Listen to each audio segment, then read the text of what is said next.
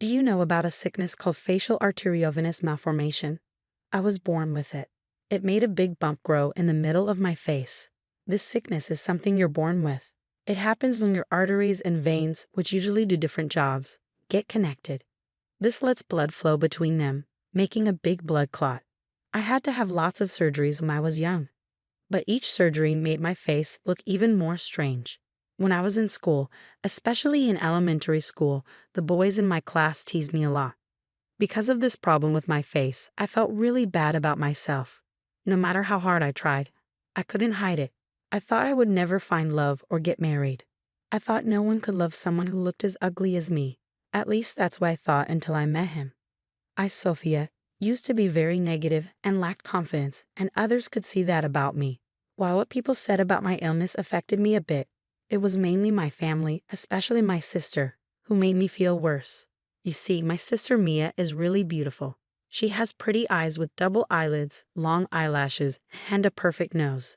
People often say how lovely she looks.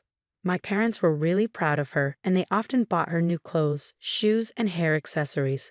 But when it came to me, my illness made me look different, and they acted like I didn't matter. They'd say things like, "It would be a shame if Mia was seen with such an ugly sister." Because of this, my parents didn't want me to spend too much time with my sister. Mia didn't care about my illness at all. She treated me like any sister would, even sharing her toys and hair accessories with me. She stood up for me when people said mean things about my face. She was always there when I needed her. I'm so grateful for her kindness. But even though I love Mia and appreciate her support, my parents always favored her. They didn't show much interest in me. For example, even if Mia got average grades, they praised her a lot, saying, "Mia, you're amazing. You're not just pretty, but you're also smart. We're so proud of you." But when I did well on a test, they didn't seem to care. They'd say things like, "Just being smart isn't enough in life. Even if you're not very smart, you can still do well if you're good looking and friendly. But since you're not pretty, you'll have a tough time." Whenever I found a nice dress I liked, they'd say, "That dress would look great on Mia, but it won't suit you. People will laugh at you if you wear it." And when I wanted to try makeup, they discouraged me, saying, "Makeup won't help much in your case. It's a waste of time." They always compared me to Mia, and everything I did seemed to disappoint them. It made me lose confidence more and more. Mia tried to stand up for me against our parents, but it only made things worse. That's when I realized I didn't really belong in our family, and school wasn't any better. Boys in my class teased me with mean nicknames like monster or face weapon. Some even avoided me, afraid they might catch my illness if they touched me. Even in middle school, things didn't get much better. Some boys would make faces just because I was near them. Even though no one said anything directly to me, I could hear whispers about me. But what really hurt was when I became the target of a cruel game. There was a game where the loser had to confess their feelings to someone in the class, and I was often picked. Of course, I knew they were only confessing because they lost the game, so I always said no. But then they'd go around saying, "I got rejected by that monster girl." One boy even yelled at me for turning him down, saying, "Don't act all high and mighty just because it's a game." At the time, it felt really unfair to me, but I was convinced that my face was a problem. I thought I made people uncomfortable just by being around. I felt guilty. Throughout elementary and middle school, I didn't have any good memories with boys. But there was one exception, just one time, when I fell in love with a boy in my class. It happened in my sophomore year of high school. There was a boy in my class who I ended up sitting next to after the seats were shuffled. He treated me like anyone else, without making fun of me or avoiding me because of my face. He'd say good morning to me every day.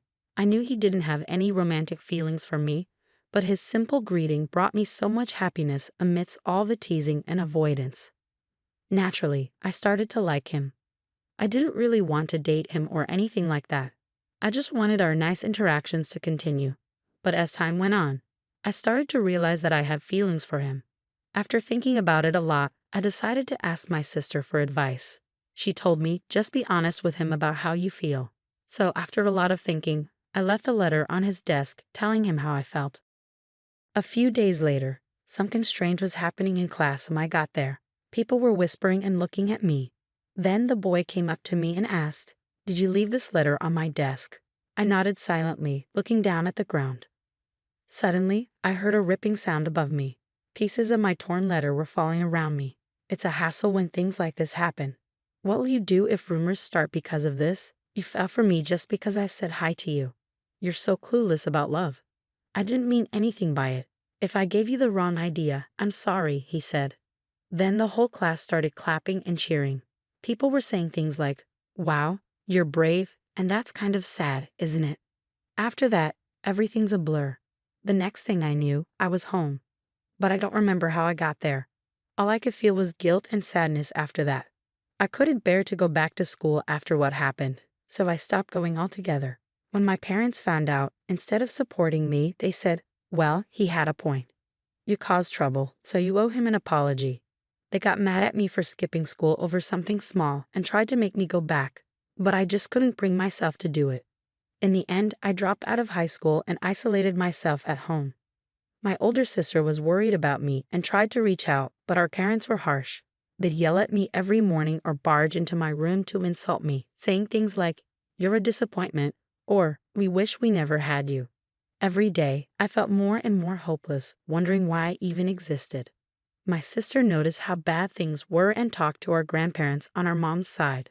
The next day, they came over to listen to my side of the story. When they heard what happened at school and how our parents reacted, they were furious. They told our parents, "We'll take care of her," and rescued me from that situation. My grandparents didn't give up on me, even when I felt hopeless. They faced me with love and support, alongside my sister, and little by little, I started to heal. Though my thoughts of ending my life quieted down, I couldn't shake off my fear and distrust of guys, no matter how hard I tried. But my grandpa always lifted me up, saying, "You'll find happiness in your own way, without needing to get married.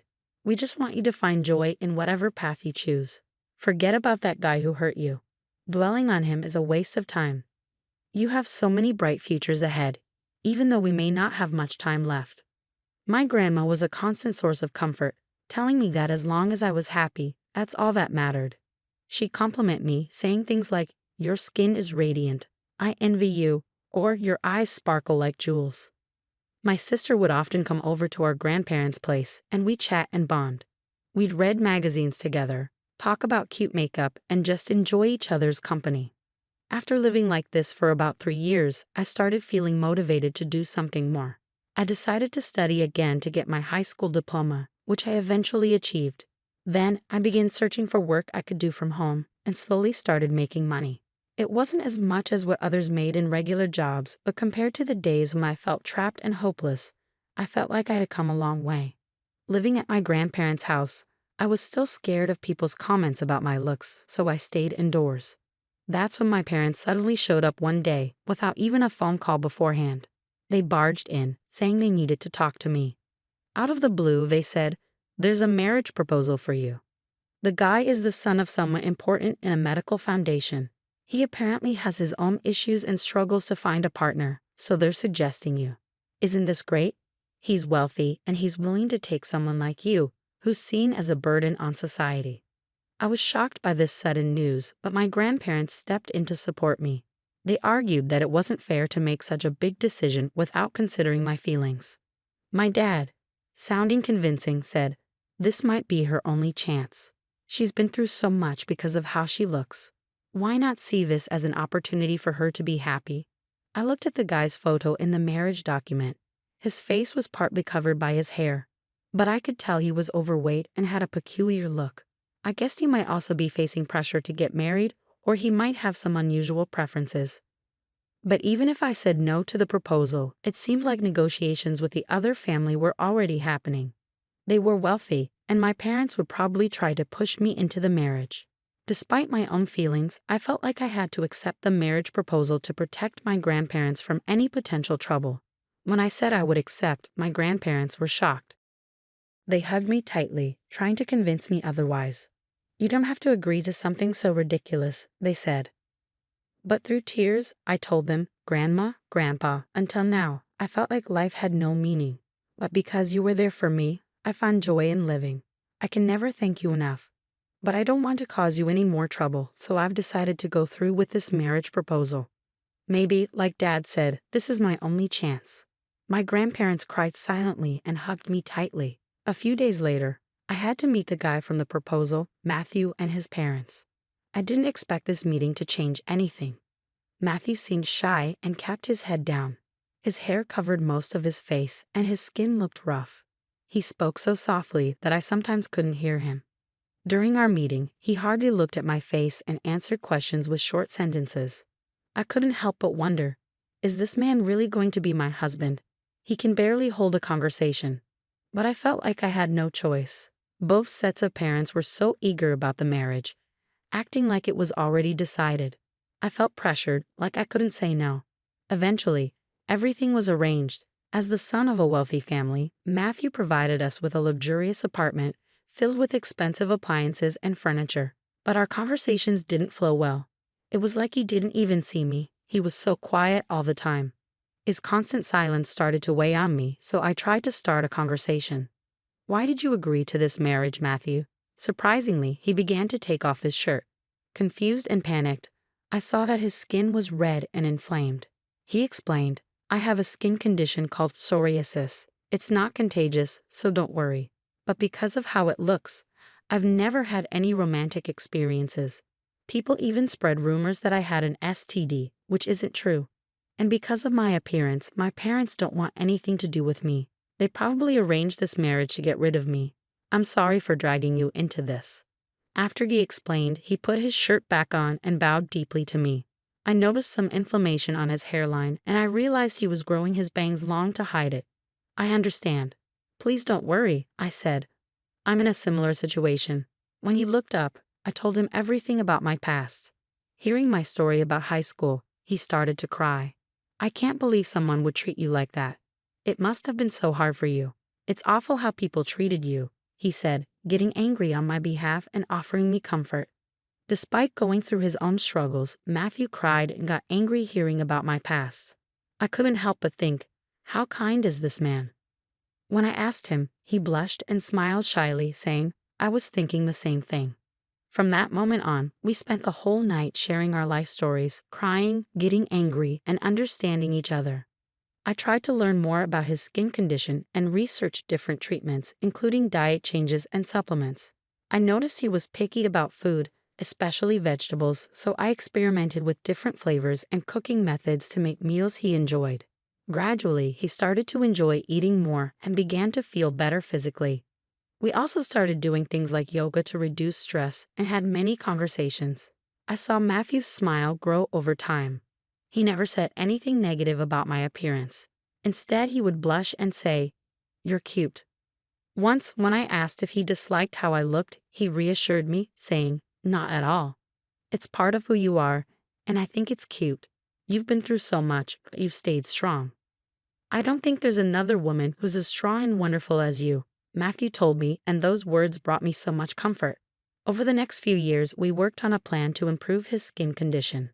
His inflammation started to calm down, and the redness on his hairline became less noticeable. Plus, with his disciplined lifestyle, he lost weight and transformed into a slim and handsome Matthew. I couldn't help but fall in love with him all over again when he trimmed his bangs. It suited him so well. Matthew, who used to be shy about his skin condition, said, "I feel a bit embarrassed to show Sophia." But as he gained confidence, people at his office started to see him differently. He hadn't told anyone about his disease before, thinking they wouldn't understand. But when he finally opened up, he was surprised that everyone accepted him. They even said, "Why didn't you tell us earlier? Trust us more."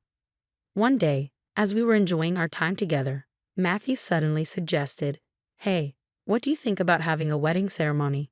Even though I had become a bit more positive since marrying him, the idea of facing a large crowd still scared me. When I hesitated, he reassured me, saying, "If you really don't like the idea, we don't have to do it." But I thought it would be a nice way to thank the people at my company who supported me. And it's all thanks to you, Sophia, that I can even think about this. The old me would have never considered a wedding because I was too ashamed of my skin condition. But with your help, my symptoms have improved, and I feel like I can face the future more confidently. His kind words touched me, and after thinking it over, I decided to take a step forward and agree to have a wedding ceremony. Since I didn't have many friends, I only invited my parents, grandparents, and my sister. However, less than 4 months before the wedding, My sister found out she was pregnant and decided to avoid gatherings for safety reasons. So in the end, only my parents and grandparents attended. My grandparents were happy to be there, but my parents clearly weren't thrilled about it. Despite their disapproval, they couldn't refuse due to their status, so they reluctantly came. The same went for Matthew's parents. They didn't seem pleased, but because some of their associates and acquaintances were attending, they reluctantly agreed to come. Both sets of parents were skilled at putting on a facade, so they said things they didn't truly mean in front of the other guests. They'd say things like, "We struggled with his illness, but we're happy to see how well he's grown." Or, "We're proud of our child for facing prejudice with strength." They even pretended to be moved to tears, and some guests, fooled by their false emotions and words, shed sympathetic tears. I couldn't help but feel astonished by their audacity, wanting to appear good despite everything. But Matthew wasn't one to stay silent. Our parents could see that. When it was time for him to speak, he chose to share about his past. He talked about how he faced discrimination in school because of his skin condition, even though it wasn't contagious. People avoided touching anything he touched. Meeting and marrying me had given him hope. He also spoke about my struggles, how I was constantly compared to my older sister and verbally abused by our parents. He mentioned how I was deeply hurt by their words and couldn't even go outside because of cruel comments from classmates about my facial disease in high school. He also shared how he was berated by his parents for his skin condition, being called dirty repeatedly, and he showed proof of their mistreatment. With a determined resolve, Matthew played a recording of his parents' hurtful comments about his skin condition. The recording echoed through the venue, capturing awful statements like, "Your skin disgusts us," and "We regret having a child with such dirty skin." His parents tried to stop it, but it was too late. The stunned silence of the guests spoke volumes, and my parents looked uncomfortable as whispers spread around them. Despite the awkward ending to our wedding, many guests expressed support, saying, "You've been through a lot, and we're here for you." However, this revelation caused a stir later on.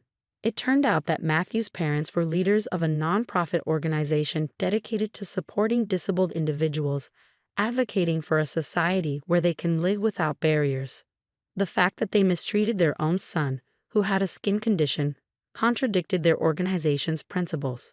Criticism and opposition arose, leading them to step down from their leadership roles in the organization. As for my parents, it came to light that they had accepted a hefty dowry to arrange my marriage to Matthew. They were branded as monsters who sold their own child for money by those around them.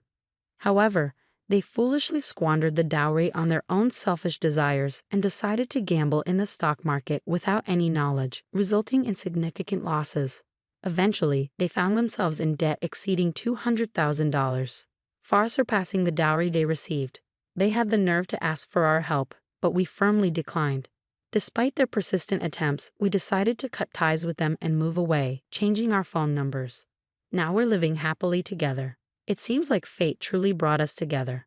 I'm incredibly content at this moment. Though the beginning was rough, meeting and marrying Matthew has brought me immense happiness. Thank you for sticking with me until the end. I hope to catch up with you again in the future.